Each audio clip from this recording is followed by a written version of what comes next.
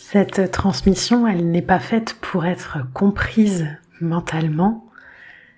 C'est vraiment une invitation à ralentir, à écouter autrement. Pourquoi pas habiter ce que tu vis sans chercher à le changer, mais simplement à prendre de la hauteur et à observer sous un prisme différent. Prends ce qui résonne et laisse le reste.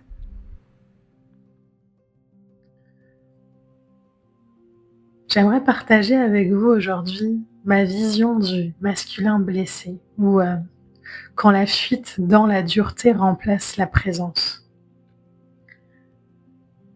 On parle très souvent du masculin comme d'une force dure, dominante, violente, voire absente. Mais le masculin n'est pas que cela. Le masculin, à l'origine, c'est une force de présence consciente. Le masculin, c'est l'élan juste, c'est la direction claire, c'est la capacité d'agir sans se couper de ce qui est ressenti. Le masculin n'écrase pas, le masculin porte, le masculin ne fuit pas, il reste. Il ne domine pas, il protège. Et j'espère vraiment qu'à partir de ces quelques clés que je vais pouvoir partager au sein de cette vidéo, tu pourras venir nourrir un peu plus ton univers. Alors dans la sagesse ancestrale, le masculin, c'est la description de la force, de la puissance, mais aussi du partage.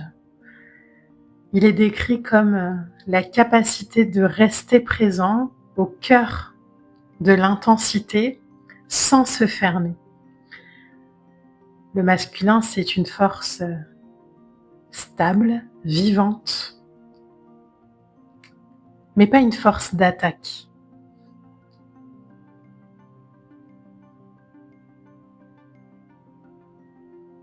Il y a dans la conception aujourd'hui de nos sociétés, peut-être même de ce monde, beaucoup plus la vision et la perception du masculin blessé que du masculin sain. Le masculin blessé ne disparaît pas, contrairement à ce qu'on pourrait croire, le masculin blessé, il se durcit. Quand le masculin n'a pas été accueilli, quand il n'a pas été autorisé à ressentir, quand il a appris que la vulnérabilité était un danger, il a fait ce qu'il pouvait pour survivre. Il s'est blindé, il s'est fermé, il s'est endurci. Et la dureté, c'est pas une nature. La dureté, c'est une armure. À travers ces propos, vous pouvez peut-être penser à des personnes qui vous entourent. L'énergie masculine, elle ne concerne pas que les hommes, elle concerne aussi certaines femmes. On est tous porteurs de ces deux énergies. Mais peut-être qu'on le perçoit plus naturellement chez les hommes, cette armure, cette dureté, parce qu'un masculin blessé apprend très tôt que ressentir, c'est perdre le contrôle, qu'exprimer, c'est s'exposer, que ralentir, c'est être faible, et que demander, c'est dépendre. Alors, c'est à ce moment-là que l'armure est utilisée. Et le masculin, dans ce cas-là, il serre les dents, il avance, il tient, même quand tout à l'intérieur demande à s'arrêter. On dit souvent que le masculin blessé confond la présence avec la tension.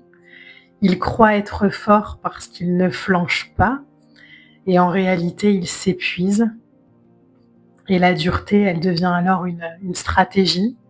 Elle peut s'apparenter au travers d'une rigidité émotionnelle, d'un contrôle par l'action, d'une fuite dans la performance, d'une incapacité à recevoir, d'une difficulté à s'abandonner. Et ce masculin-là, ce qui est important de comprendre, c'est que il manque pas de courage, il manque de sécurité intérieure. Il n'y a pas que le féminin qui a besoin de sécurité, le masculin aussi. Et à l'échelle individuelle, ça pourrait se manifester, par exemple,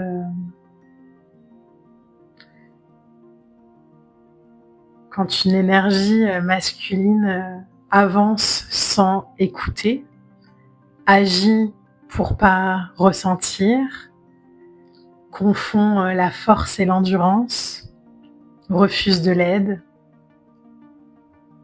et préfère s'endurcir que s'ouvrir. À l'échelle collective, le masculin blessé, il a façonné des sociétés entières. Des sociétés qui, et vous pouvez le voir aujourd'hui, valorisent la performance au détriment du vivant, glorifient l'effort sans aucune limite, méprisent la sensibilité, récompensent la domination et confondent très souvent puissance et contrôle. Le masculin blessé, il ne sait plus être aujourd'hui parce qu'il a appris uniquement à faire. Alors il agit, il produit, il conquiert et il impose, pas par hasard, mais parce que l'action l'empêche de ressentir le vide. Ce qu'il faut bien comprendre aussi, c'est que au travers de cette fuite, il y a un prix à payer, et à force de se couper du ressenti, le masculin se coupe du sens. Donc il agit sans savoir pourquoi, il avance sans savoir vers quoi, et ça c'est ce qu'on appelle la perte de l'axe intérieur. Quand le masculin perd son axe intérieur, il cherche une direction à l'extérieur, donc une idéologie, un ennemi, un objectif. Et plus on perd son axe intérieur, plus la dureté augmente, et ce qui n'est pas ressenti finit toujours par se projeter. Et c'est comme ça que la violence apparaît. Alors la violence entre guillemets, évidemment, mais il y a cette énergie du masculin mal compris dans la violence à imposer, non comme une nature masculine, mais comme une émotion refoulée qui cherche du coup une sortie. Le masculin blessé, et c'est important pour moi de le dire, le masculin blessé n'est pas violent par essence, il est déconnecté.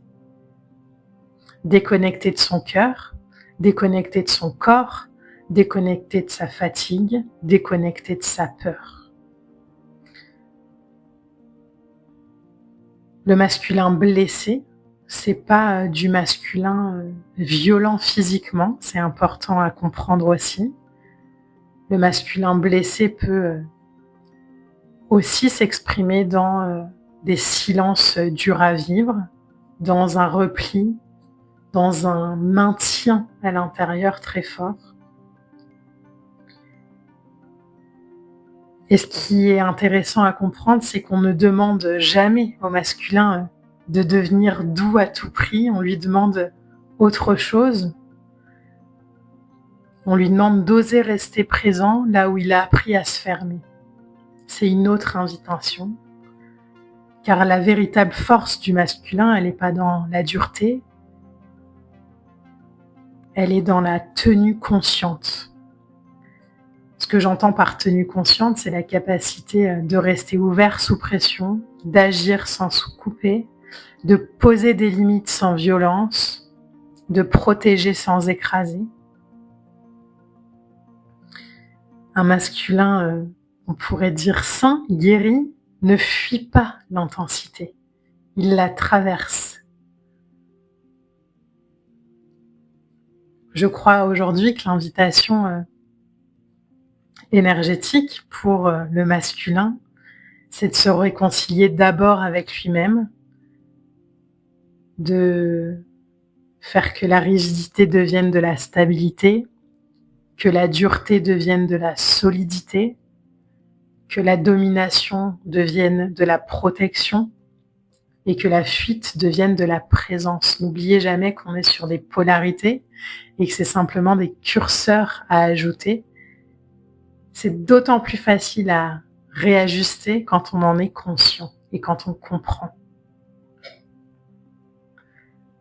Quand le masculin comprend, il cherche à changer profondément, il cesse de se battre contre la vie et il commence à servir.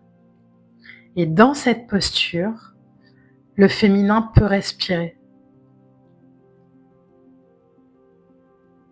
Je crois qu'il est aussi important de dire que l'énergie du féminin n'a pas besoin d'un masculin parfait, mais elle a besoin d'un masculin présent. L'union, elle se fait pas par complémentarité forcée, elle se fait par cohérence intérieure. Donc, un masculin présent ne cherche plus à prouver, il n'a plus besoin de conquérir pour se sentir exister. Il sait qui il est même dans le silence. Et comprenez bien que le masculin, dans son essence, n'a jamais été toxique. Il a été nié dans sa sensibilité, puis jugé pour sa dureté. Mais la dureté, comme toutes les blessures, c'est une blessure, c'est pas une identité. Alors aujourd'hui, il y a la guérison du masculin qui est essentielle dans nos sociétés, mais je crois qu'elle est aussi essentielle que celle du féminin. Non pas pour inverser des rôles, mais pour que l'axe du vivant puisse être restauré. Le masculin, il n'a pas besoin d'être déconstruit, il a besoin d'être réhabité par le souffle, par le ressenti, par la présence. J'aimerais inviter l'énergie masculine à se poser cette question: où est-ce que je me durcis là où j'aimerais peut-être simplement me sentir en sécurité? La sécurité, c'est pas un besoin du féminin, c'est un besoin du vivant. La sécurité intérieure, elle est apportée par une vibration, par une expérience.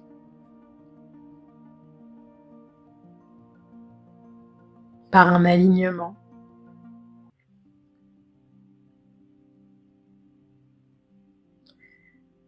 Et chaque fois que le masculin choisit de rester ouvert, sans se briser, il redevient ce qu'il a toujours été, c'est-à-dire une force tranquille, une présence stable, un axe vivant au service de la vie, au service de l'énergie.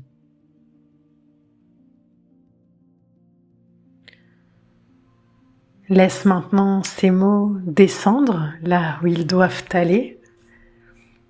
Ne cherche pas à les retenir. Observe simplement ce qu'ils déplacent en toi, sans commentaire, sans jugement, juste dans l'accueil. Si cette vidéo t'a plu, n'hésite pas à t'abonner, à liker, à partager, à commenter. Je me fais une joie de te lire. À très bientôt.